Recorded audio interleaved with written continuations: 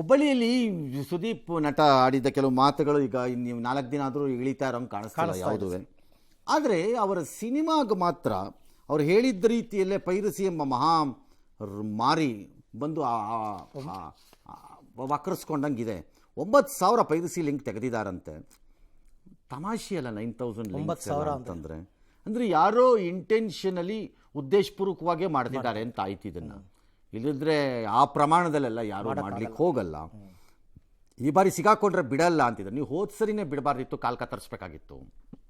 ಏನೋ ಆ ದರ್ಶನ್ ಅವರ ಪತ್ನಿ ವಿಜಯಲಕ್ಷ್ಮಿ ಅದ್ಯಾವುದೋ ಏನೋ ಸೋಷಿಯಲ್ ಮೀಡಿಯಾಲಿ ಕ್ಲಾಸು ಫ್ಯಾನ್ಸು ಅಂತೇಳಿದ್ದಕ್ಕೆ ಅವ್ರನ್ನೇ ನಾನು ಜಗಳಾಡೋಕ್ಕೆ ಇಂಡಸ್ಟ್ರಿಗೆ ಬಂದಿಲ್ಲರಿ, ಯಾರೋ ಸರಿ ಇಲ್ದಿದ್ರೆ ಸರಿ ಮಾಡೋಣ ಅವ್ರನ್ನೆಲ್ಲ ಅಂದಿದ್ದಾರೆ. ಮತ್ತು ಅವ್ರ ಪುತ್ರಿ ಬಗ್ಗೆ ಯಾರೋ ಕಾಮೆಂಟ್ ಹಾಕಿದ್ದಕ್ಕೆ ನಾನು ಟೈಮ್ ವೇಸ್ಟ್ ಮಾಡ್ಕೊಳ್ಳಲ್ಲ, ಯಾಕೆ ವೇಸ್ಟ್ ಮಾಡ್ಕೋಬೇಕು, ಆಕೆ ನನಗಿಂತ ದೊಡ್ಡವಳಾಗಿ ಬೆಳೀತಾಳೆ ಅಂತ. ಎಕ್ಸಾಕ್ಟ್ಲಿ ಈ ನಿಲುವಿಗೆ ಬರಬೇಕು. ಅಂದರೆ ನಿನ್ನ ಮನೆ ಅನ್ನ ತಿಂದಿಲ್ಲ ನಾನು ನನ್ನ ಮಗಳು, ನೀನು ಬಂದು ನನಗೆ ದುಡ್ದಿಲ್ಲ ರಕ್ತ ಸುರಿಸಿ, ನಾನು ಬೆವರು ಸುರಿಸಿ ದುಡ್ದಿದ್ದೀನಿ. ನನ್ನ ಜೀವನದ ಯಶಸ್ಸಿನಲ್ಲಿ ಪಾಲುದಾರಿಕೆ ಇಲ್ಲದಿರುವ ನಿನ್ನಂಥ ನಾಯಿ ಕುನ್ನಿ ಬಂದು ಹೇಳಿದ್ದನ್ನು ನಾನು ಯಾಕೋ ಕೇಳಿಸ್ಕೊಳ್ಳಿ ಅಂತ ಹೇಳಕ್ಕೆ ಸ್ಟಾರ್ಟ್ ಮಾಡಿ ಅವಾಗೆಲ್ಲ ಸೈಲೆಂಟ್ ಆಗ್ತಾರೆ, ಎಲ್ಲ ದಾರಿಗೆ ಬರ್ತಾರೆ. ಮಕ್ಕಳ ಮೇಲೆ ಕಾಮೆಂಟನ್ನು ಹಾಕಿ ಔಸ್ಕೊಂಡು ಕೂತ್ಕೊಳ್ಳೋ ಅಂತಹ ಕಚಡಗಳು ಸಿಕ್ಕಿದ್ರೆ ಬುರುಡೆನ ಗೋಡೆಗೆ ಹೊಡೆದು ಜಡ್ಜ್ ಬಿಡ್ಬೇಕು. ಅಲ್ಲೇ ಹೇಳ್ತೀನಿ, ಅಲ್ಲಿ ಜಡ್ಜ್ ಬಿಡ್ಬೇಕು. ಮರ್ಡರ್ ಆದ್ರಾಗ್ಲಿ ಅಂದ್ಬಿಟ್ಟು ಜಡ್ಜ್ ಬಿಡ್ಬೇಕು ಹೇಳ್ತೀನಿ ಒಬ್ಬನಿಗೆ. ಕಚಡಗಳಂತಂದು ತಂದೆ ತಾಯಿಗಳ ಮೇಲೆ ತಾಕತ್ತಿದ್ರೆ ಯುದ್ಧ ಮಾಡ್ರೋ ಈಡಿಯಟ್ಗಳ. ಆ ಮಕ್ಕಳ ಮೇಲೆ ಯಾಕೆ ಹೋಗ್ತೀರಿ? ಎಲ್ಲರ ಮೇಲೂ ಸಿಕ್ದವ್ರ ಮೇಲೆಲ್ಲ ಕಮೆಂಟ್ ಹಾಕೋದು, ಬಾಯಿ ಹಾಕಿ ನನ್ನಂತವ್ರ ಮೇಲೆ ಯಾಕೆ ಏನು ಹಾಕೋತೀಯೋ ಹಾಕೊಳ್ಳೋ ಅಂತ ನಾನು ಹೇಳಲ್ವಾ? ಹಾಕೋದೇನೇನು ಹಾಕ್ತೀಯ? ನಾನು ನೋಡಿರ್ತಾಳೆ ಹಾಕಕ್ಕೆ ಹಲ್ಕಟ್ಟು ಕಚ್ಚಡ dash dash L dash dash ಅಂತ ಬರ್ಕತ್ತೀಯ. ನಾನು ನೋಡಲ್ಲ. ಆಗಿದ್ಯಾರು ನೀನೇ ಎಲ್ ಡ್ಯಾಶ್ ಡ್ಯಾಶ್ ಡ್ಯಾಶ್. ನಾವು ತಗೊಳ್ಳಲ್ಲ ಅಂದ್ಮೇಲೆ ನಿಮಗೆ ಉಳಿತು. ಹಾಕೊಳ್ಳೋದು ಏನೇನು ಹಾಕ್ತೀಯ, ಹಾಕಿರೋದು ಯಾರ್ಯಾರು ಏನೇನು ಹಾಕ್ತೀರ ನೋಡಬಿಡೋಣ ಅಂತ ಅನ್ಬೇಕು. ಆ ಮನಸ್ಥಿತಿಗೆ ಬನ್ನಿ, ಎಲ್ಲ ಸರಿ ಹೋಗುತ್ತೆ.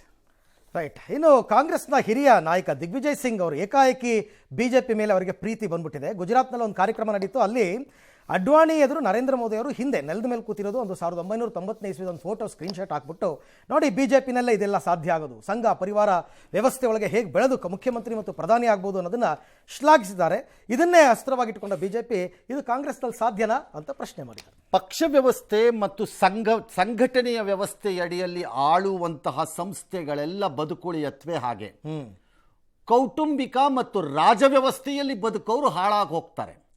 ಸಾಮ್ರಾಜ್ಯಗಳು ಏಕೆ ನಶಿಸಿ ಹೋದ್ವು ಅಂದರೆ ಸಾಮ್ರಾಜ್ಯದಲ್ಲಿ ಮುಂದುವರಿಸಕ್ಕೆ ಯಾರು ಇಲ್ಲ. ರಾಜ ಯುವರಾಜ ಸತ್ತ ಮೇಲೆ ಮುಗಿದೋಯ್ತು ಕತೆ ಸಾಮ್ರಾಜ್ಯ. ಆದ್ರೆ ಅದು ಹಂಗಲ್ಲ. Take for example lot of ಕಂಪನಿಗಳು ತೊಗೊಳ್ಳಿ. Tata is A classic example. ನಿಮಗೆ ಯಾಕೆ ಉಳಿಯತ್ತೆ ಅನ್ನಕ್ಕೆ. ಹಾಗೆ ಪಕ್ಷಗಳಲ್ಲಿ BJP ಥರ ಲೆಫ್ಟ್ ಪಾರ್ಟಿಗಳು, ಎಡಪಕ್ಷಗಳು, ಅವ್ರಿಗೆ ಎಷ್ಟು ಶಕ್ತಿ ಇದೆಯೋ ಇಲ್ವೋ ಬಿಡಿ, ಅದು ಬೇರೆ ವಿಚಾರ. ಉಪ್ಪಂದ್ರೆ ಒಂದು ಕೂದಲು ಅಳ್ಳಾಡಲ್ಲ ಅವ್ರದ್ದು, ಅದು ಬೇರೆ ವಿಚಾರ. ಅದು ಅಂದರೆ ಬೇರೆದು ಯಾವುದು ಅಷ್ಟು ಶಕ್ತಿ ಇಲ್ಲ ಅವ್ರಿಗೆ. ಬಟ್ ಸ್ಟಿಲ್ ಆಸ್ ಎ ಪಾರ್ಟಿನ ಹೇಳೋದು, ಆಸ್ ಎ ಪಾರ್ಟಿ ಒಂದೇ ಕುಟುಂಬ. ರಿಪಬ್ಲಿಕನ್ ಪಾರ್ಟಿ ಅಮೆರಿಕಾಲ್ ತಗೊಳ್ಳಿ. ಡೊನಾಲ್ಡ್ ಟ್ರಂಪ್ ಯಾವತ್ತು ರಿಪಬ್ಲಿಕನ್ ಪಾರ್ಟಿಗೆ ಬಾವುಟ ಕಟ್ಕೊಂಡು ಕೆಲಸ ಮಾಡ್ತಾ ಇದ್ದ ಪಾರ್ಟಿ? ಎಂಥದ್ದು ಇಲ್ಲ, ಬರಲಿಲ್ವ ಕೆಳಗೆ ಮೇಲೆ ತಗಾರಂತ. ಹಂಗೆ ಅಲ್ಲೆಲ್ಲ ಸಾಧ್ಯ ಇದೆ. ಕಾಂಗ್ರೆಸ್ ಅಂತ ಪಕ್ಷಕ್ಕೆ ಆಗಲ್ಲ, ಅದಾಗಲ್ಲ. ಈಗ ಬಾಂಗ್ಲಾದೇಶದಲ್ಲಿ ಯಾವುದೋ ಅವಾಮಿ ಪಕ್ಷನೋ ಅಥವಾ ಅಲ್ಲಿ ಯಾವುದೋ ಬೆನಜೀರ್ ಪಕ್ಷ PPPನೋ, ಇವ್ರಿಗೆಲ್ಲ ಆಗಲ್ಲ. ಅದೆಲ್ಲ ಸುಮ್ಮನೆ ಯಾಕೆ ಬೇಜಾರು ಮಾಡ್ಕತ್ತೀರಿ? ಬಾಂಗ್ಲಾದೇಶದಲ್ಲಿ ಜಿಹಾದಿಗಳ ಅಟ್ಟಹಾಸ, ಎಲ್ಲರ ಮೇಲೆ ದಾಳಿ ಅಂತ ಕಂಡುಕೊಂಡವ್ರ ಮೇಲೆಲ್ಲ. ಅದಾದ ಜನಪ್ರಿಯ ಗಾಯಕ ಅಂತೆ ಜೇಮ್ಸ್ ಅವ್ರ ಸಂಗೀತ ಕಾರ್ಯಕ್ರಮದ ಮೇಲೆ ದಾಳಿ. ಒಂದು ಅವ್ರು ಕ್ರಿಶ್ಚಿಯನ್ ಅಂತ, ಎರಡನೇದು ಅದೇನೋ ಕ್ರಿಸ್ಮಸ್ಗೆ ಹಾಡ್ತಾ ಇದ್ದಾರೆ ಅಂತೇನೋ ಒಂದು. ಸರಿ, ನೀವು ಮಾಡ್ತಾ ಇರಿ. ಒಂದು ದಿನ ನಿಮ್ಮನ್ನು ಸರಿಯಾಗಿ ಬಾಲ ಕತ್ತರಿಸೋ ದಿನ ಬರುತ್ತೆ. ಆಗ ಕತ್ತರಿಸ್ತೀವಿ ಎಲ್ಲರೂ ಸೇರಿಕೊಂಡು. ಆಗ ಗೊತ್ತಾಗತ್ತೆ, ಭಿಕ್ಷುಕರ ಥರ ಸಾಯ್ತೀರಿ ನರಳಿ. ಬಾಂಗ್ಲಾದೇಶದವ್ರು ನೋಡ್ತಾ ಇರಿ, ಯಾರ್ದೋ ಮಾತು ಕೇಳ್ಕೊಂಡು ಹೆಂಗೆ ಸಾಯ್ತೀರಿ ಅಂತ ನೋಡಿ. ಈ ಸರಿ ಏನಾದರೂ ನರೇಂದ್ರ ಮೋದಿ ಅಲ್ಲಿ ಆಗಬಾರದ ಘಟನೆಗಳು ನಡೆದಾಗ ತಕ್ಷಣ ಭಾರತ ರಕ್ಷಣೆಗೆ ಅಂತ ಹೋದರೆ ನರೇಂದ್ರ ಮೋದಿನ ಅವಾಗ ದೇಶ ವಿರೋಧಿ ಅಂತ ಕನ್ಸಿಡರ್ ಮಾಡಬೇಕು. ಹೋಗಿ ಕೂಡ್ದು ನಾವು ಅವ್ರಗಳ ರಕ್ಷಣೆಗೆ ಯಾವುದಕ್ಕೆ ಸತ್ರ ಸಾಯಿರಿ ಅಂತ ಬಿಡಬೇಕು ಅವ್ರನ್ನ. ಕರೆಕ್ಟ್, ಹೋಗಿ ಕೂಡ್ದು ನಾವು. ಎಸ್.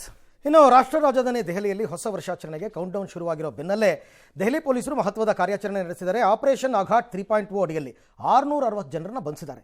ದೆಹಲಿ ಆಗ್ನೇಯ ಜಿಲ್ಲೆಯ ಪೊಲೀಸರು ಸುಮಾರು 2 ಡಜನ್ ಅಕ್ರಮ ಶಸ್ತ್ರಾಸ್ತ್ರ, ಲಕ್ಷಾಂತರ ನಗದು, ಅಕ್ರಮ ಮದ್ಯ, ಮಾದಕ ವಸ್ತು, ಕದ್ದ ವಸ್ತುಗಳನ್ನೆಲ್ಲ ವಶಪಡಿಸಿಕೊಂಡಿದ್ದಾರೆ. ನ್ಯೂ ಇಯರ್ ಸೆಲೆಬ್ರೇಷನ್ ಸಂದರ್ಭದಲ್ಲಿ ಅಪರಾಧಗಳನ್ನ ತಡೆಗಟ್ಟುವ ಉದ್ದೇಶದಿಂದ ಈ ಕ್ರಮ ತಗೊಂಡಿದ್ದಾರೆ. ಇನ್ನು ಬೆಂಗಳೂರಿನಲ್ಲೂ ಡ್ರಿಂಕ್ ಅಂಡ್ ಡ್ರೈವ್ ಎಲ್ಲ ಜೋರಾಗಿದೆ. 140 ಪಾಯಿಂಟ್ಗಳಲ್ಲಿ ತಪಾಸಣೆ ನಡೆಸ್ತಾ ಇದ್ದಾರೆ. 500ಕ್ಕೂ ಹೆಚ್ಚು ಕೇಸ್ ದಾಖಲು ಮಾಡಿದ್ದಾರೆ.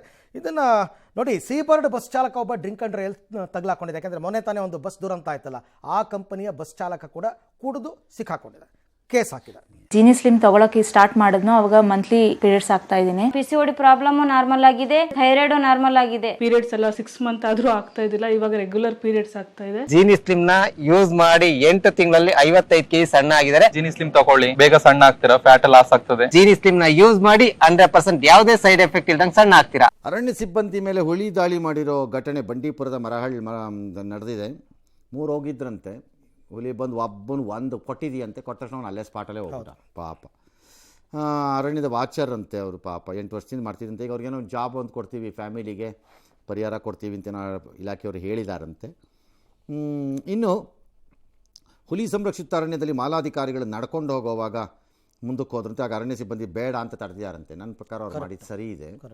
ಮಾಲಾಧಿಕಾರಿಗಳು ಹೇಳಿದ್ದೆಲ್ಲ ಸರಿ ಅಂತ ಹೇಳೋಕ್ಕಾಗಲ್ಲ. ಇಲ್ಲಿ ನೀವು ಕೇಳಿದ್ದೇನೆಲ್ಲ ಮಾಡ್ಕೊಡ್ಬೇಕು ಅಂತ ರೂಲೂ ಇಲ್ಲ. ಇಷ್ಟೆಲ್ಲ ನಡೀತಾ ಇದೆ.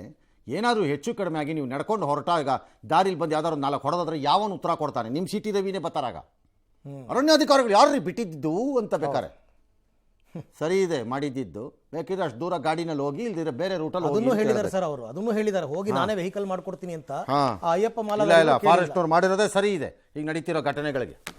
ಎಸ್, ಬೆಂಗಳೂರಿನ ಜಯನಗರದ ಸಾರ್ವಜನಿಕ ಆಸ್ಪತ್ರೆಯಲ್ಲಿ ರೋಗಿ ಒಬ್ಬರಿಗೆ O ಪಾಸಿಟಿವ್ ಬದಲಿಗೆ A ಪಾಸಿಟಿವ್ ಕೊಟ್ಟಿದ್ದಾರಂತೆ. ವೆರಿ ಗುಡ್ ಅಪ್ಪ. ಆಮೇಲೆ ರಕ್ತ ಕೊಟ್ಬಿಟ್ಟಿದ್ದಾರೆ. ಆಮೇಲೆ ನೋಡಿದ್ರೆ ಅವ್ನ ದೇಹದಲ್ಲಿ ಬದಲಾವಣೆ ಸ್ಟಾರ್ಟ್ ಆಗ್ಬಿಟ್ಟಿದೆ. ಆಮೇಲೆ ನರ್ಸ್ ಬಗೆ ಚೆಕ್ ಮಾಡಿದಾಗ ಅದು O ಅಲ್ಲ, ಅದು A ಆಗಿಬಿಟ್ಟಿದೆ.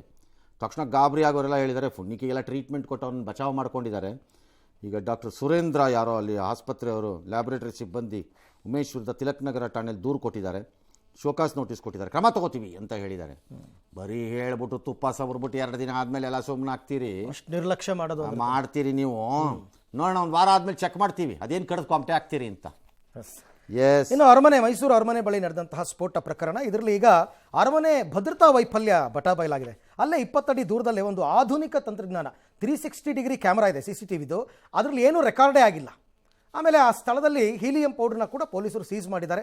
ಆಮೇಲೆ ಆತನ ಹಿನ್ನೆಲೆ ಕೆದಕಿದಾಗ ಅವನೇನೋ ಉತ್ತರ ಪ್ರದೇಶದ ಮೂಲದವನು, ಅವನ ಹತ್ರ 5 ಎಕರೆ ಜಮೀನಿದೆ, ಕನೌಜ್ ಜಿಲ್ಲೆಯವನು. ಅಲ್ಲಿ ಉತ್ತರ ಪ್ರದೇಶ ಪೊಲೀಸರು ಆತನ ಹಿನ್ನೆಲೆ ಎಲ್ಲ. ಅರಮನೆ ಸಿಬ್ಬಂದಿ ಸೆಕ್ಯೂರಿಟಿ ಅಂದ್ರೆ ಏನು? ಪೊಲೀಸ್ನವ್ರೆ. ಪೊಲೀಸ್ನವ್ರು. ಅರಮನೆ ಅಂತ ಅರಮನೆಯವ್ರು ಏನೋ ಪಾಪ ಹಾಕೊಂಡಿದ್ರೆ ಅನ್ಕೋಬೇಕು. ಯಾರು ಇಲ್ಲ, ಈ ಪೊಲೀಸ್ನವ್ರದೇ ಹಾಕಿರೋದು, ಅವ್ರದೇ. ಎಲ್ಲಿ ಕನೆಕ್ಷನ್ ಇತ್ತೋ, ಯಾರು ದುಡ್ಡು ತಿನ್ನಕ್ಕೆ ಏನು ಹಾಕ್ಸಿದ್ರೋ, ಅವ್ನು ಎಲ್ಲಿ ಕನೆಕ್ಷನ್ ಕೊಟ್ಟು ಎಲ್ಲಿವರೆಗೂ ಕಾಸು ಕೊಡ್ಬೋದು ಅಷ್ಟು ಕೊಟ್ಬಿಟ್ಟು ಮಿಕ್ಕಿದ್ದಕ್ಕೆ ಹಂಗೆ ಬಿಟ್ಬಿಟ್ಟು ಹೋದ್ನು. ಯಾರು ಗೊತ್ತು? ಈ ಭ್ರಷ್ಟ ಸರ್ಕಾರಗಳು ಹೇಸಿಗೆ ತಿನ್ನೋ ಜನರ ಮಧ್ಯೆ ಯಾರು ಗೊತ್ತು ಯಾರೇನು ಮಾಡಿದಾರೋ. ಅಮೇರಿಕಾದಲ್ಲಿ ವಿಪರೀತ ಭಾರಿ ಹಿಮಗಾಳಿ, ಸಾವಿರಾರು ವಿಮಾನಗಳು ರದ್ದಾಗ್ಬಿಟ್ಟಿವೆ. ಪ್ಲಸ್ ಎಲ್ಲ ಕಡೆ ಹಿಮಪಾತ ಬೀಳ್ತಾ ಇದೆ. ನ್ಯೂಯಾರ್ಕ್ ಅಂತ ಜಾಗದಲ್ಲಿ 8 ಇಂಚು 6 ಇಂಚು ಬೀಳತ್ತಂತೆ.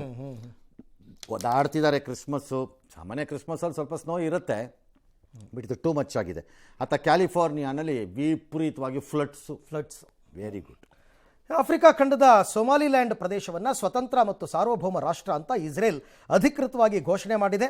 ಅದಕ್ಕೆ ಸೈನ್ ಮಾಡಿದಾರಂತೆ ಈಗಾಗಲೇ. ಬಟ್ ಅಲ್ಲಿ ಪ್ರಮುಖವಾಗಿ ಅಮೆರಿಕ, ಟರ್ಕಿ ಇದನ್ನು ಜಾಗತಿಕವಾಗಿ ಕಳವಳ ಉಲ್ಲೇಖಿಸಿ ಇದನ್ನು ತಿರಸ್ಕರಿಸಿದ್ದಾರೆ. ಇನ್ನು ಥೈಲ್ಯಾಂಡ್ ಮತ್ತು ಕಾಂಬೋಡಿಯಾ ನಡುವೆ ನಡೀತಾ ಇದ್ದ ಭೀಕರ ಗಡಿ ಸಂಘರ್ಷಕ್ಕೆ ತಾತ್ಕಾಲಿಕ ತೆರೆ ಕೂಡ ಬಿದ್ದಿದೆ ಸದ್ಯಕ್ಕೆ.